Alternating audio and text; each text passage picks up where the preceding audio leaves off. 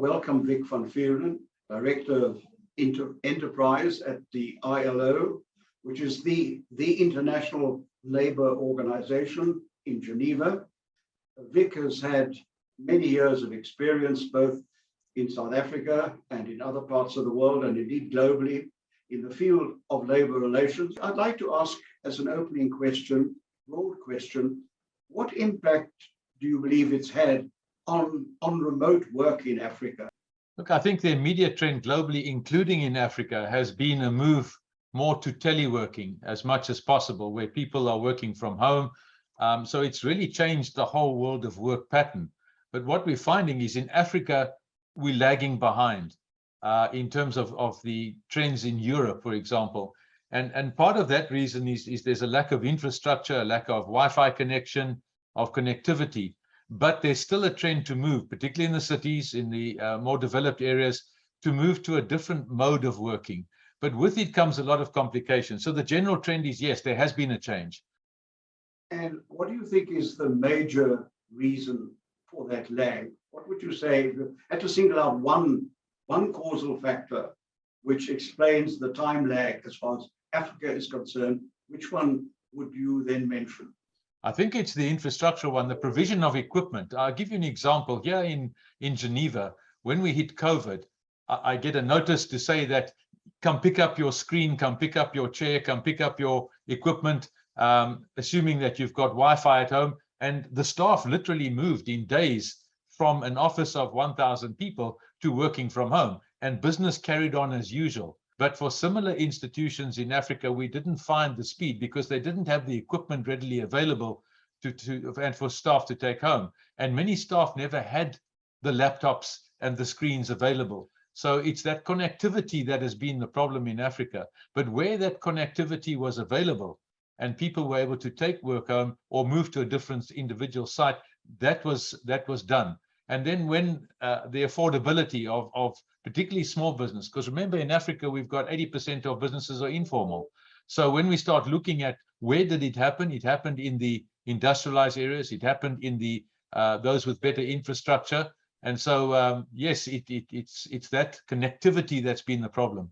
If we put on the spectacles of the enterprises and the business people themselves, given the extent to which there has been a change, do you see that it has changed the expectations of employers in terms of what has been happening so far? So we're finding that the worker tends to feel there's a right now to do remote work.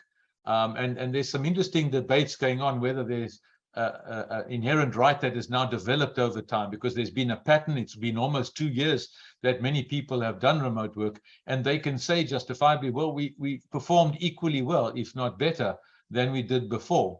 So we are confronted with many questions from countries saying, what do we do now? The workers are saying that that's changed their working conditions. But I must say that most companies are recognizing the changing world of work, and they are accepting that there's going to be this new phenomena, and they're embracing it.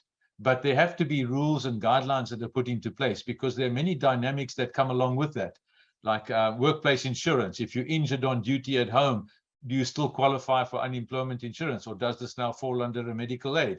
So it's nice to just say, yes, we can continue with remote work. But coming with that are a lot of these other nuances that we have to pay attention to the detail to make sure that there's a proper relationship between employer and employee that can be governed.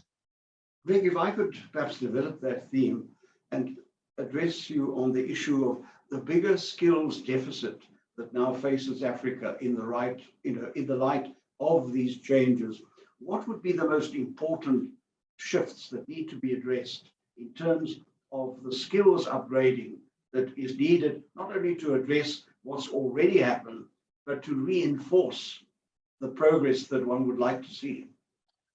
There's two components to this. Is that, first of all, the Africa skill set. We are producing unemployable youth. So where there's a need for this remote work and the technological knowledge and skill set that's required, we're not generating enough youth into the markets where there's this market need. But throw into it the environmental component and the big debate that's going on globally on the environment.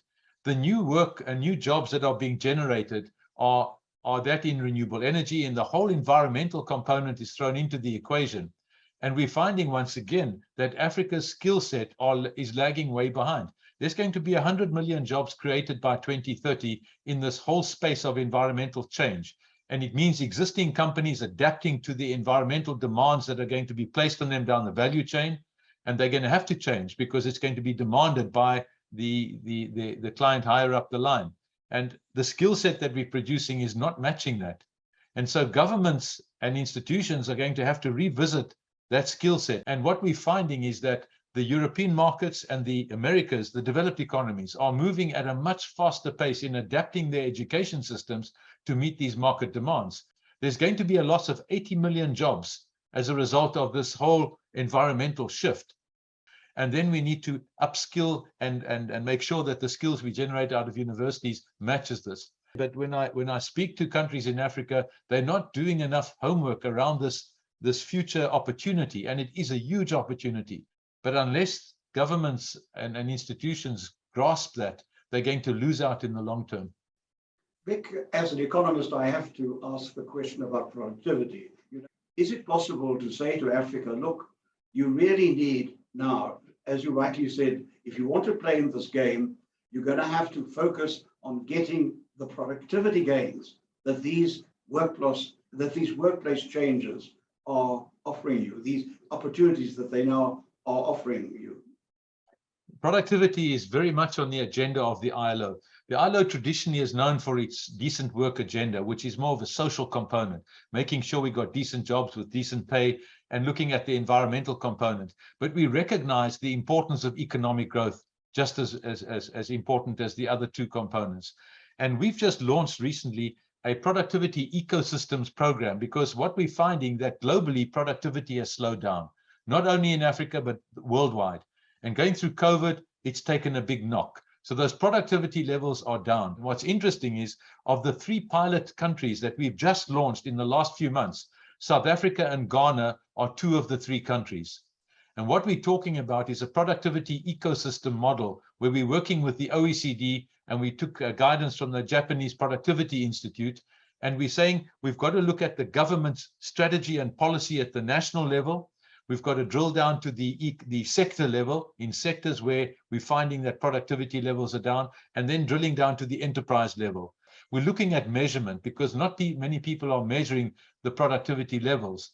You've got Productivity South Africa, who we are working with in this equation, and we want to make sure that we can impart our skill set to these institutions to make an impact in Africa. To what extent are in fact the labor laws now lagging behind? What are the gaps there that need to be addressed as we debate these important changes? We're looking at the working hours. We're looking at the contract of workers might have to change, the nature of the contract. And so those are areas that one has to look at from a I think your basic working conditions and employment act will be an area where one has to revise that in line with the new work modalities. But also when one comes to social dialogue, the world of work is going in the area of SMEs. In the world of work, you've got 70% of jobs globally now in the SME environment.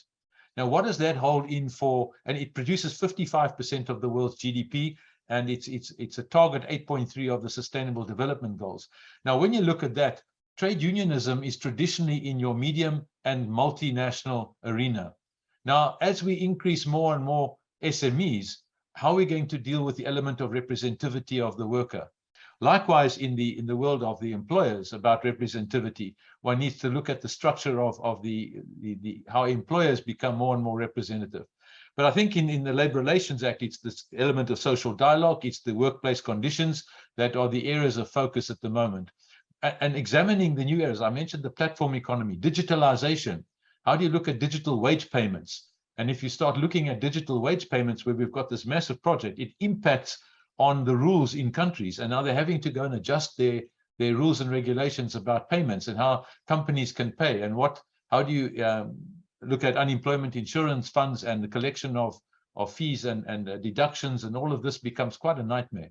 If you were not talking to me about this issue of workplace changes, and you were talking to average African business person who says, look, given all the things you've said, Vic, and you've discussed with Raymond, what would be the overall criteria you would want me to apply in evolving appropriate business strategies? Digitalization. How are you going to, in your business, engage digitalization? Even the small businesses need to look at that, because by dealing with that and looking at, yes, there has to be an investment. That's where access to finance comes in. So businesses need to work out that plan of how they're going to take the next step into the future and how they can find the resources to do so, because it is capital intensive sometimes. Then we move on to the relationship with the employees. Even if you've got only a few employees, to the medium size, to the larger, how are you going to engage with your employees going forward in terms of the social dialogue component? And then how are you going to contract with your employees or recontract with them? And in many cases, you're going to have to look at reskilling, because the environmental component in Africa is going to come in where down the value chain, because we're putting pressure on the supply chain. We're going to the Apples of the world. We're going to the car manufacturers and saying, you've got to put pressure down the line for all your persons down the value chain. And that goes into Africa, that you need to change the way you're doing work to show that you can, on your balance sheet, show that you are environmentally friendly. I think when you come back to South Africa in a few months' time, you and I will have quite an agenda to talk about. Yes, We won't lack for something to apply our minds to in the light of what you have contributed today. Thank you very much. Thank you.